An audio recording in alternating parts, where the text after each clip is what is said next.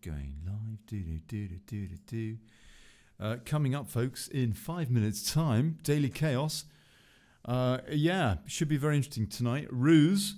What is really going on with this coronavirus business? What's going on behind the scenes? Is it being used by the POTUS as a means to rid us of a far greater disease, frankly, that of globalisation?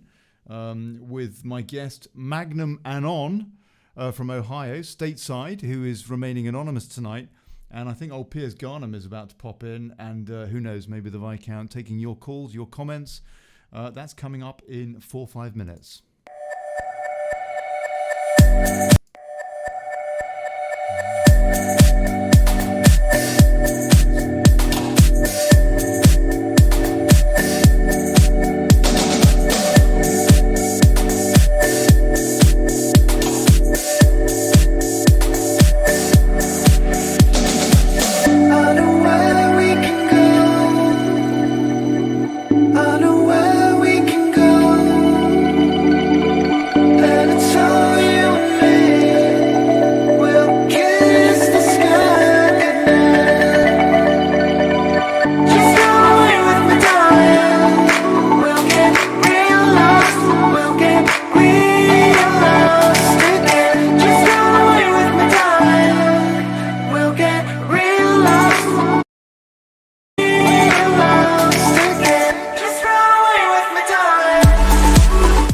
Hey Carl, hey Armin.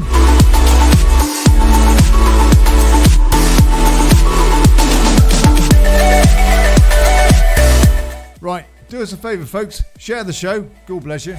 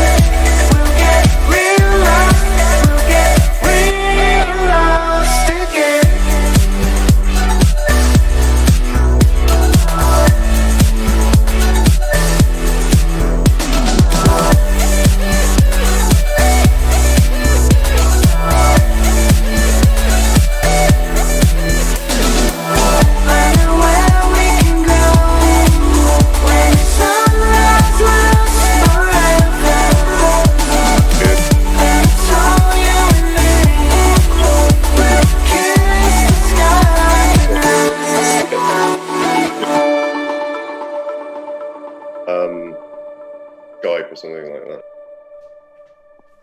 Hey, Piers. Hi. Hello, mate. Right, 2 minutes. All right. Oh, hold on. Oh, blimey. Is it that time? Better start.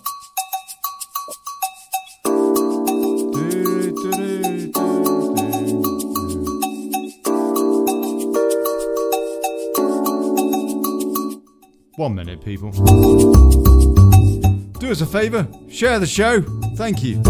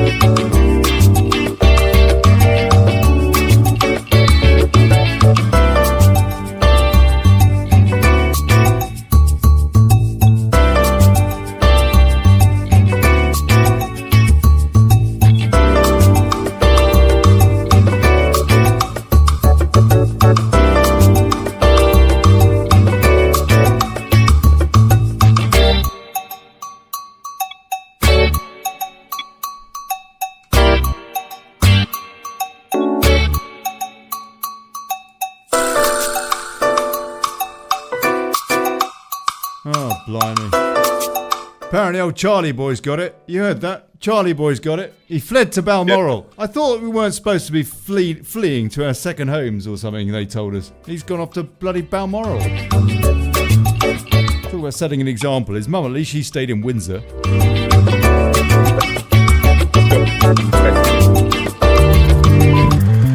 Right, that's enough of that.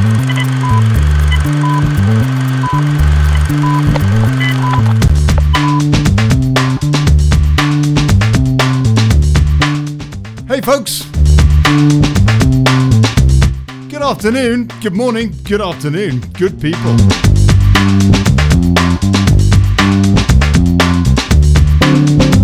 And welcome to the Daily Chaos. Aptly named Ordo KO. And coming up, RUSE.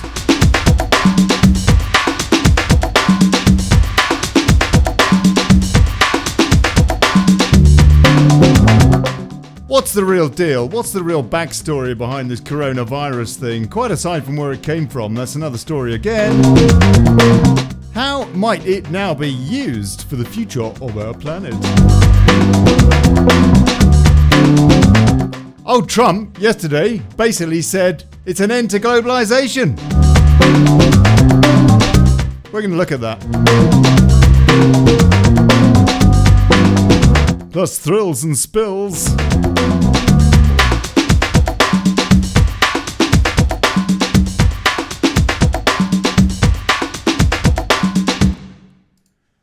Right, splendid. So I am joined today by Magnum Anon.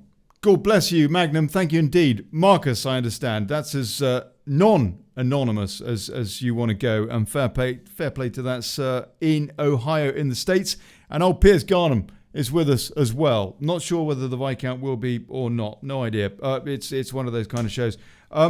Magnum, thank you very much indeed, sir, for joining us. Look, before we start, I just want to read a quick story to give some context to today's show, because I'm really, really curious as to what is going on actually with this coronavirus, or how it might be used.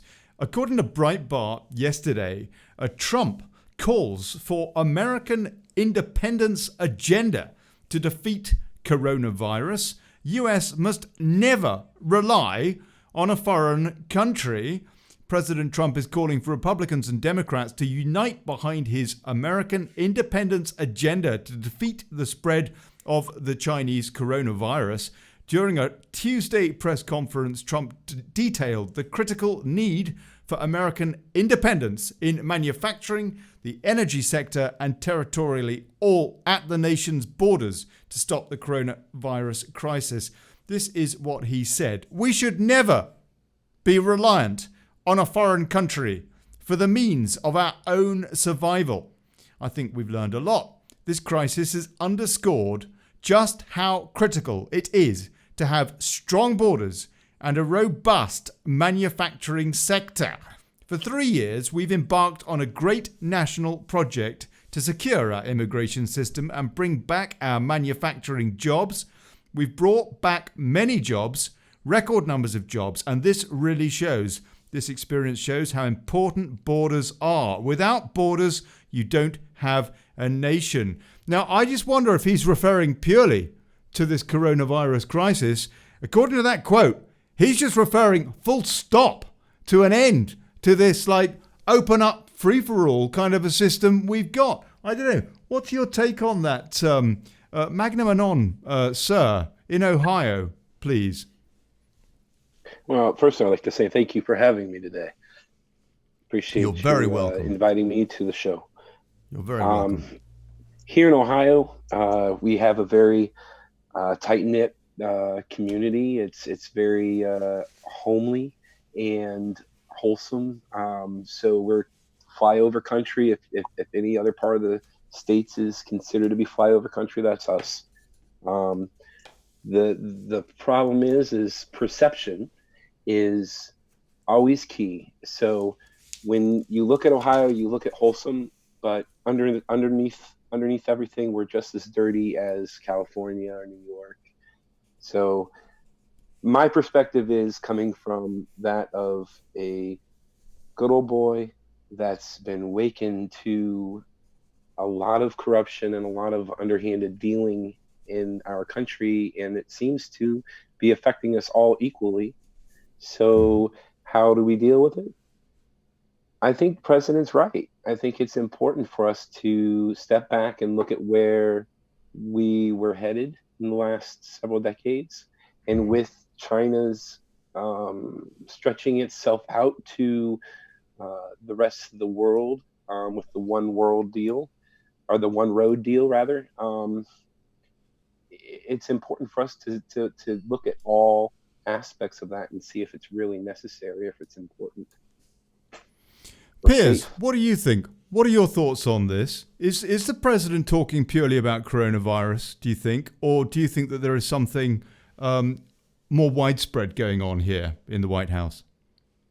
Well, as we were discussing on yesterday's show, yes, I do think that there are lots of agendas in play right now, and that Corona is being used, if you like, as an excuse in order to sort of set a lot of these actions in motion.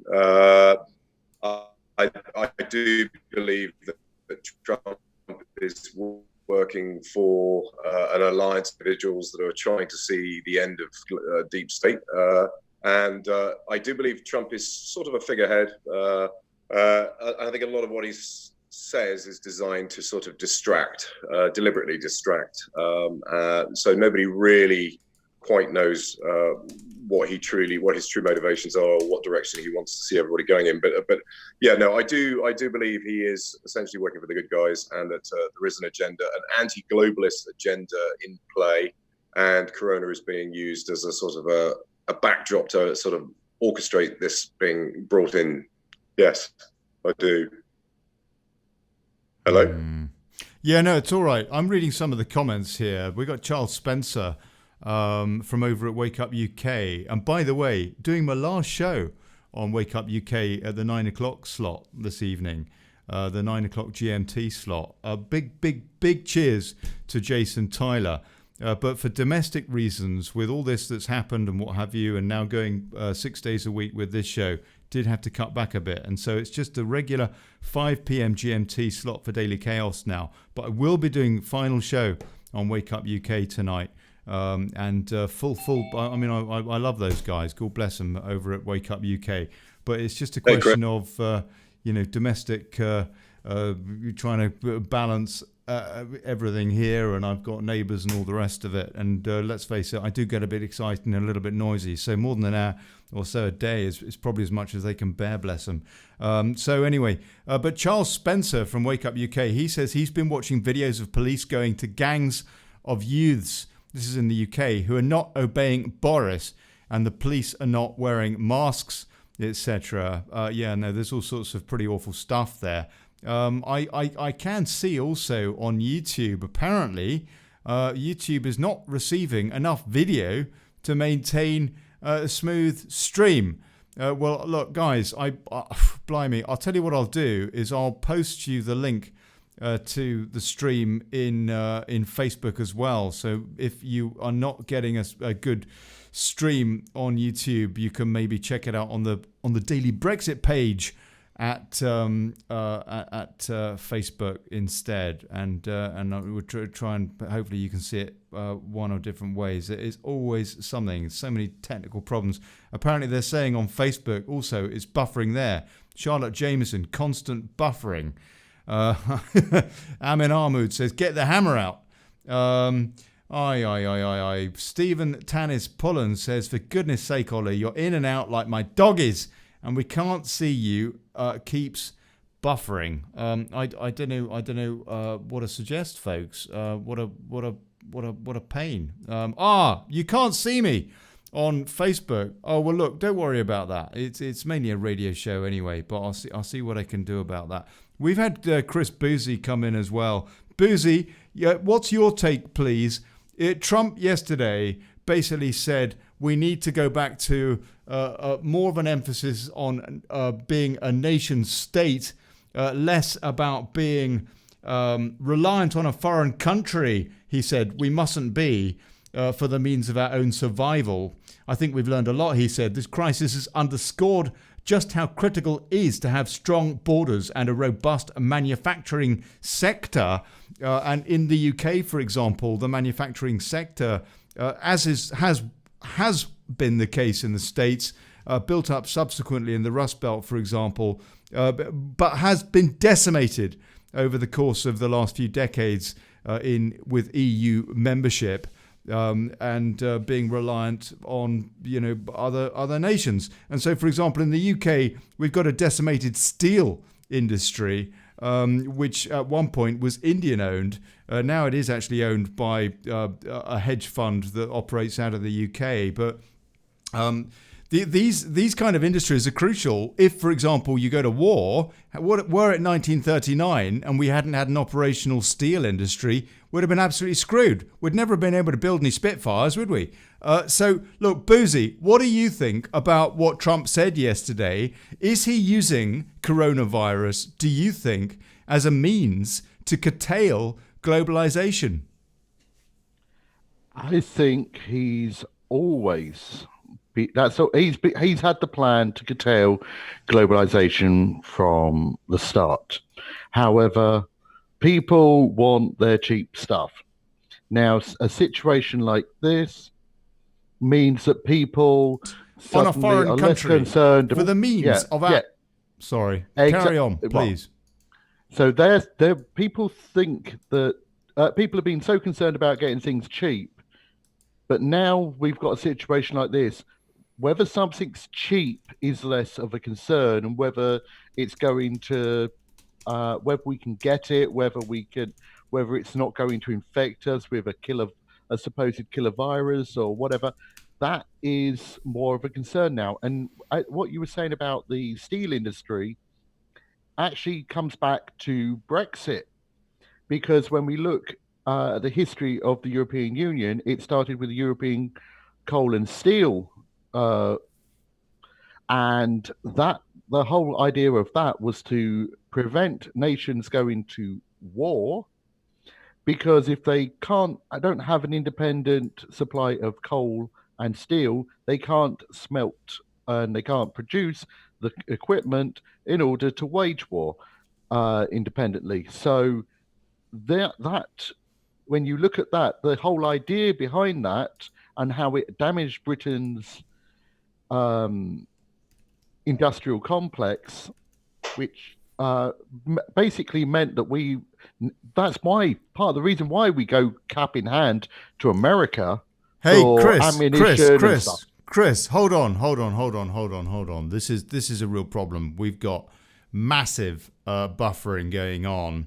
Paul Rees-Ham says, Ollie, we haven't heard a full sentence yet. Amanda Thompson's calling, I think probably to tell me about the tech problems that people are experiencing. I might need to restart this stream. Amanda, Yeah. Is it that bad? Sorry to interrupt you and your guest, but you may as well have Norman Collier in there with you, Ollie. Who? Norman Collier? Norman Collier. We haven't aired one full sentence again. I think you'll have to restart, love. Oh, what a pain, eh? What a pain. Look, I do apologise, everybody. I'm going to do that then. I'm going to have to restart and particularly apologise to my guests. God bless you. But look, we will get a good full hour in. Just let's start again. Okay. Oh, yeah. No worries. You want us to log off? I'm in.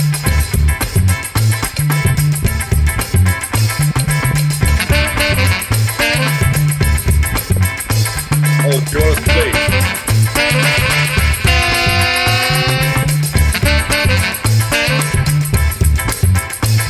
Ollie. Piers. Do you want us to leave, mate? And then No, send us- stay there. You lot stay there. And I do apologise. I'm just going to restart the streams. I do apologise. Just going to be 3 or 4 minutes. You can keep chatting. You guys can keep chatting. You haven't left yet, Chris. What a pain. So Ali says that you're pretty knowledgeable about Q and his, or should I say Q's operation? Which is Chris probably knows more about it than I do. Where we go one, we go all. Yeah. Right on, man. Right on. UQ posts in the last day or two, haven't there?